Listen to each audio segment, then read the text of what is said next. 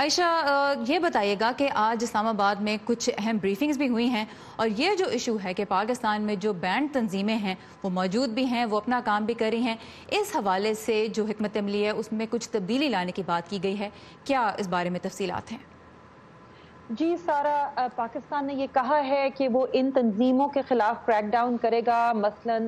پاکستان کے information minister Fawad Chaudhry نے Reuters کو انٹرویو میں یہ کہا کہ ان تنظیموں کے خلاف معاشی، سیاسی اور ایڈمنسٹریٹو اسٹریٹجی یوز کی جائے گی، لیکن یہ بات انہوں نے واضح کر دی کہ یہ کوئی پلوامہ کے اٹیک کا ری ایکشن نہیں ہے۔ ان کا یہ کہنا ہے کہ پاکستان یہ فیصلہ نیشنل ایکشن پلان کے تحت پہلے ہی لے چکا تھا، اور پھر یہ کہ وزیر اعظم عمران خان بھی یہ کہہ چکے ہیں پارلیمنٹ میں کہ ہم تو پہلے ہی FATF یعنی فائنینشیل ایکشن ٹاسک فورس کی جو کی کمپلائنس پوری کرنے کے لیے یا ان کی جو بھی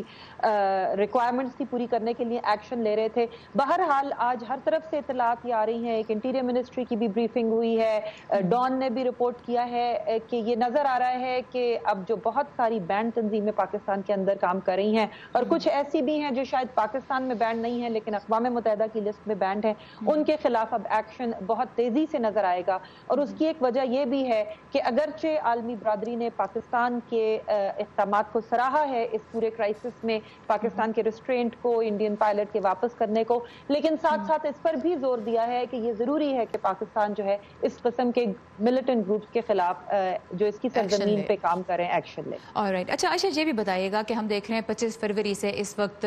ابھی بھی جاری ہیں دوحہ میں مذاکرات جو امریکہ اور افغان طالبان کے درمیان ہو رہے ہیں اور بڑی خاموشی سے ہو رہے ہیں، اور کہا جاتا ہے بعض اوقات انگریزی میں کہ نو نیوز از گڈ نیوز، تو کیا یہ بات کہ فی الحال کوئی بڑی خبر سامنے نہیں آئی کوئی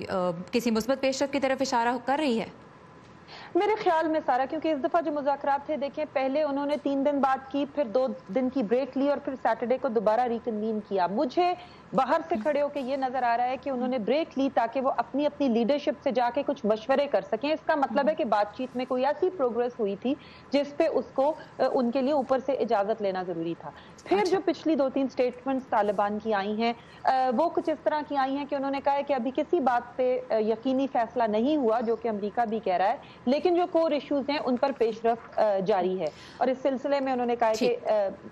جی۔ اچھا عائشہ، ایک یہ چیز تھوڑا سا کوئکلی ہمیں بتا دیجیے گا کہ افغان صدر اشرف غنی بھی ایک لویا جرگہ تشکیل دینے کی کوشش کر رہے ہیں جس میں تمام افغانستان کے جو دھڑے ہیں وہ شامل ہوں، لیکن اب یہ خبر آ رہی ہے کہ وہ بھی پوسٹ پون ہو گیا ہے، ڈیلے ہو گیا ہے، کیا صورتحال ہے اس حوالے سے، کیا اپڈیٹس ہیں؟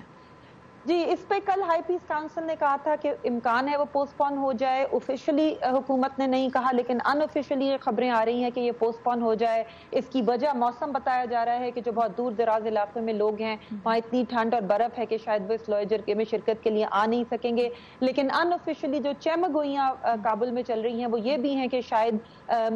تمام فریقین یہ دیکھنا چاہ رہے ہیں کہ یہ جو امریکہ اور طالبان کے درمیان بات چیت ہے یہ اونٹ کس کروٹ بیٹھتا نظر آ رہا ہے۔ پھر جیسا کہ آپ جانتے ہیں کہ اس مہینے کے آخر میں وہ جو ماسکو میں ایک کانفرنس ہوئی تھی اس کا دوسرا حصہ اس دفعہ دوحہ میں ہے، یہ بھی چمگوئیاں ہو رہی ہیں غیر سرکاری حلقوں میں کہ یہ ممکن ہے کہ کچھ افغان آفیشلز اس دوسرے کانفرنس میں شریک ہوں کسی دوسرے سیاستدان جیسے کارزائی یا کسی اور کے ڈیلیگیشن کے ساتھ، کیونکہ جیسا کہ آپ جانتے ہیں کہ طالبان ڈائریکٹلی